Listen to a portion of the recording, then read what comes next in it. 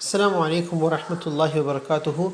الحمد لله والصلاة والسلام على رسول الله وعلى آله وأصحابه أجمعين ومن تبعهم بإحسان إلى يوم الدين أما بعد. In the previous session we discussed about Abu Bakr as-Siddiq radiallahu anhu convincing the other Sahaba that it is right to fight the people who rejected the zakat. Today we will speak about one of the first battles in the era of Abu Bakr as-Siddiq, the battle which happened with the zakat objectors. The name of the battle was Battle of Dhul Qissa. Battle of Dhul Qissa. When Abu Bakr as-Siddiq radiallahu anhu rejected the demands of the tribes who rejected zakat, and he rejected their offer that they would be into Islam if they were made free of the obligation of zakat. They took it as a challenge, and they were overzealous. They were overspirited with their tribal partisanship, and they decided that they would leave Islam and they would challenge the authority of the Muslims in Medina. Okay.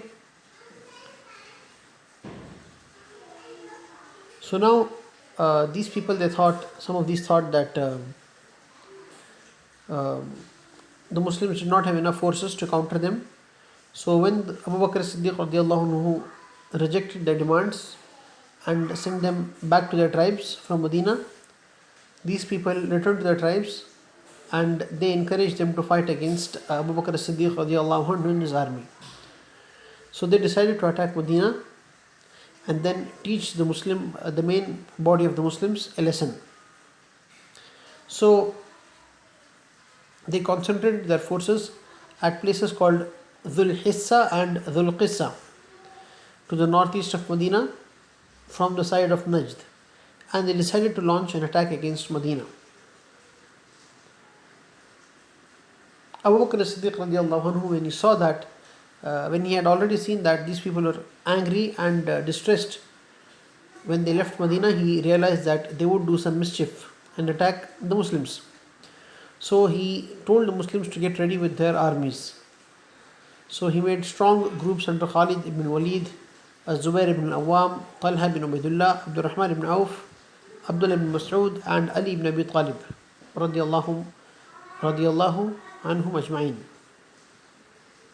Okay. So he placed these small groups in strategic places around the city, and as soon as they saw any movement on the borders of Medina, they had to report it to Abu Bakr as-Siddiq radiallahu anhu. And Abu Bakr as-Siddiq radiallahu anhu asked all the Muslims to arrange to get ready in Masjid al-Nabawi and wait there for the next orders by him. Okay.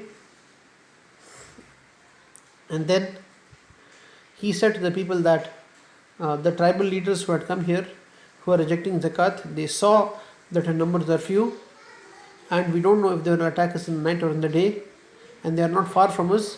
So protect yourselves and make arrangements. Okay.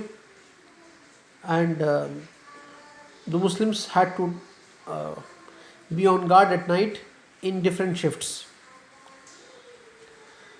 So after 3 days of Abu Bakr as-Siddiq radiallahu anhu sending these people outside, sending the emissaries of these tribes back to their tribes, they made some movement in the places at Dhul Hissa, and news came to Abu Bakr as-Siddiq radiallahu anhu that there is some movement in Dhul Hissa and probably they are collecting an army. So Abu Bakr as-Siddiq radiallahu anhu collected all the Muslim male adults in the mosque, and after Salatul Isha, the people are made to spread out in groups to look after all the corners of the city of Medina. And Abu Bakr as-Siddiq radiallahu anhu, he himself led an army and he moved towards the side of Dhul Hissa.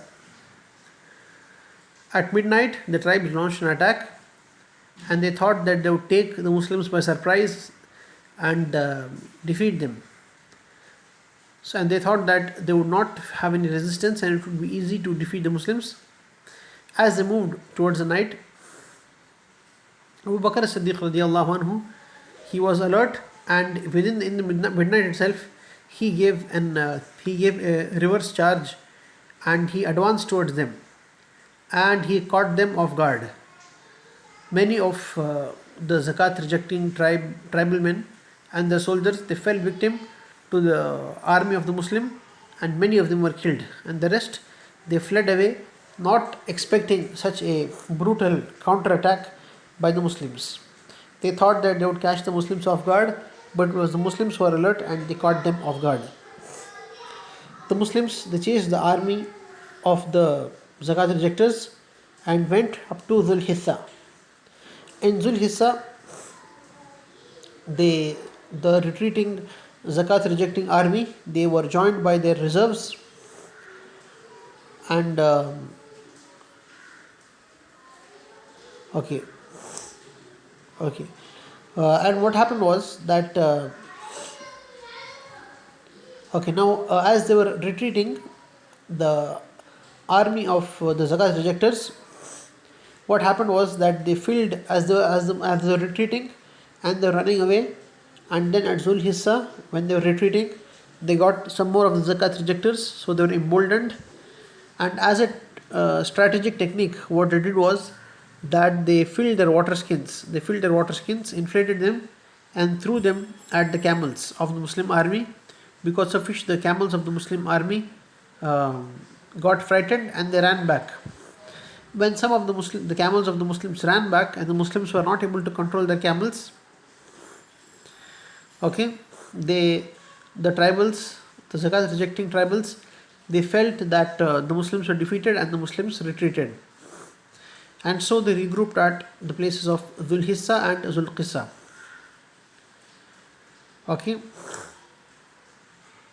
So now the army of the zakat rejectors, though they were defeated initially, when they saw that the Muslim camels ran away, looking at the inflated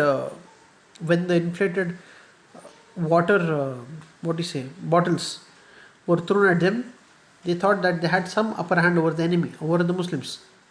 Abu Bakr as-Siddiq radiallahu anhu, he gathered the Muslims again, and in the late of the hours of the night, he again attacked the enemy at Zul Hissa. Now the zakat rejectors were defeated again, and they went and settled in Dhul Qissa. The Muslims kept following them till Dhul Qissa, and there was fighting at Dhul Qissa, but the tribal forces of zakat rejectors could not withstand the Muslim army, and they were defeated. And many of the others, they fled the battlefield.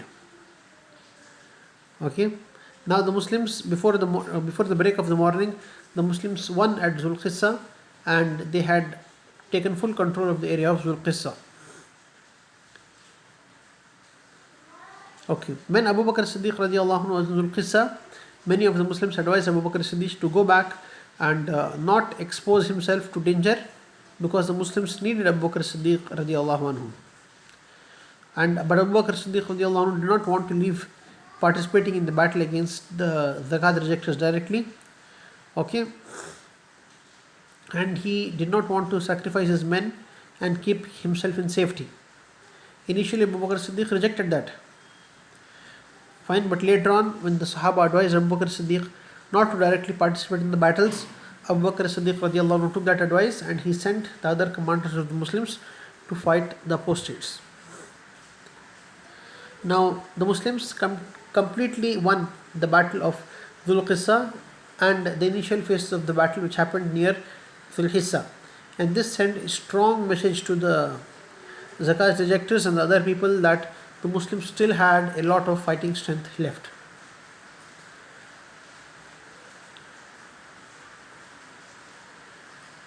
Now, looking at this victory at Dhul Qissa, many tribes, they sent their messengers to Medina and pledged allegiance again, and said that they would continuously pay the zakat.